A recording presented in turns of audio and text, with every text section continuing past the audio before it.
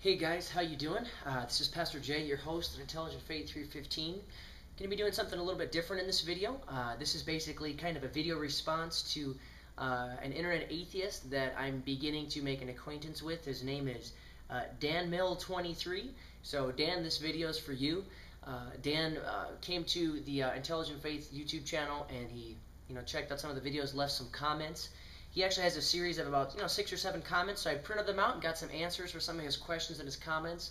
And what I thought we could do, Dan, is just between you and me, I thought that respectfully, just politely, we could pose questions to each other, and then we could make some videos to answer the other person's questions, and then pose more questions of our own.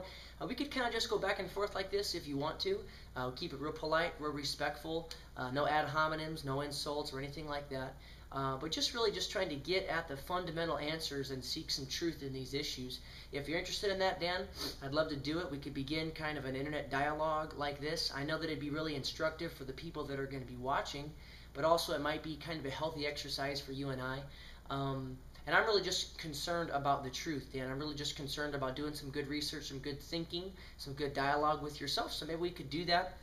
So, like I said, I'll just respond to some of Dan's comments and so forth. I'll read the comment that Dan posted, and then I will give hopefully a satisfactory answer, Dan, to your question. Thought about this stuff, wrote some things down for you, did a little bit of looking some things up, so hopefully it's satisfactory to you. And then at the end, I'll give you some questions of my own. Hopefully we'll have enough time for that in one short video. If not, I'll make a second one and so forth. By the way, if you are watching this on YouTube, on the Intelligent Faith 315 YouTube channel, please also go to intelligentfaith315.com. That's the major website that I run. It's a blog, but functions like a website. And that's the purpose that I'm posting the videos on YouTube, is to feed them into the website. So, Dan, I encourage you to go there, Intelligent Faith 315. A lot more articles, a lot more resources, videos that I post there. And anybody else who's watching, please feel free to do so. So, okay, in response to the video that I posted on the YouTube channel called 3 Questions to Consider, God and Evolution Part 1, Dan said this, quote, "Good video. I'm a black-hearted atheist, by the way." He says, "I have no trouble believing God can direct a random process. Theists claim that God does this all the time. In other words, quote, God has a wonderful plan for your life." Dan goes on to say, "I am also sure the theist believes that God is, quote-unquote, working in the world to ensure the events turn out the way he sees or wants it." So, well, I really don't know what you mean when you say you're a black-hearted atheist, Dan. I mean, just out of personal curiosity, I'd like to understand what you mean when you say that. You sound like a decent guy. I mean, there's some other guys who were throwing out profanities and stuff on my YouTube channel, so anyway, I'm just curious what you mean by that when you say black-hearted.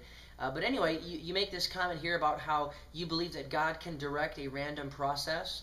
I myself, I don't believe that. I don't think it's consistent to be able to believe that. It would basically be like saying that God could direct an undirected process. Or God could, what's the other word I was thinking of? An undirected process, or God could give order to a random process. So that concept in and of itself, it's not really coherent. So I don't think that theists or Christians who believe that God started evolution, I don't think that's very consistent. I think that both those are actually kind of mutually exclusive claims. Just me personally, I believe that. But then again, on the other hand, the odds for Darwinian evolution to have happened in the way that it supposedly did are miraculous in and of themselves. So I happen to be of the opinion that if our finely tuned universe, finely tuned universally and cosmically, but also biologically, if it did indeed evolve, that in and of itself is also a miracle and also is proof for God's existence, because it's incredibly improbable through the study of statistical mathematics. So I myself, I don't believe that God could direct a random process. I think that's a self-contradiction. And then you say here that theists claim that God does this all the time. For example, when people say the phrase, God has a wonderful plan for your life, but the very fact that it is a plan, it's not really a random process. So the theists that I know, they don't claim that. I myself don't claim that. So I think that's kind of a misstatement. I'll go on to your next comment.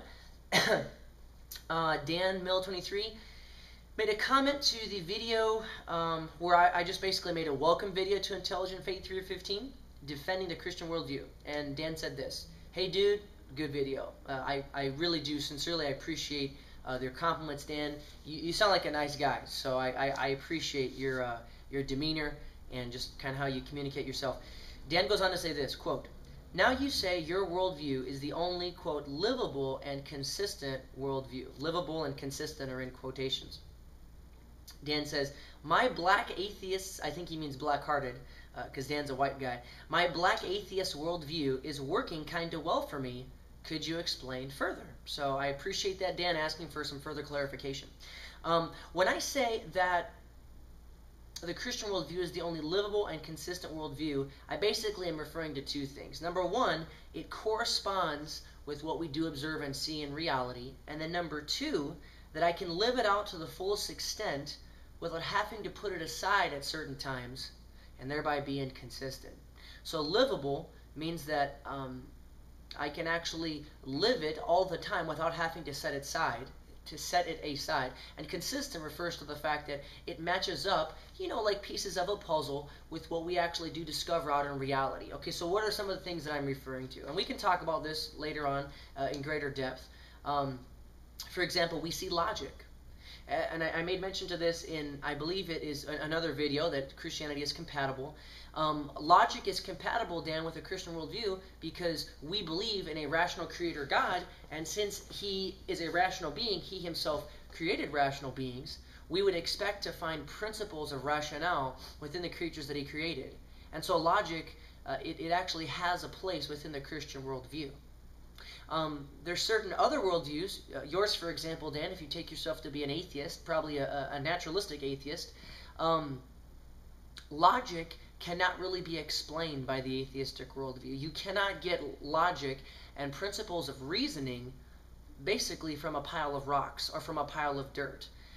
Most atheistic naturalists believe in something like spontaneous generation, that a long time ago, billions and billions of years and so forth, that non-living chemical material was somehow animated and came into life. They don't know how this actually happened, and we've never actually seen this happen, but for their theory to be true, it has to have happened that way. It's called spontaneous generation. It was disproved by Louis Pasteur in the 19th century, and we don't observe this happening, and it violates numerous laws of science, like the law of biogenesis and the second law of thermodynamics. But anyway,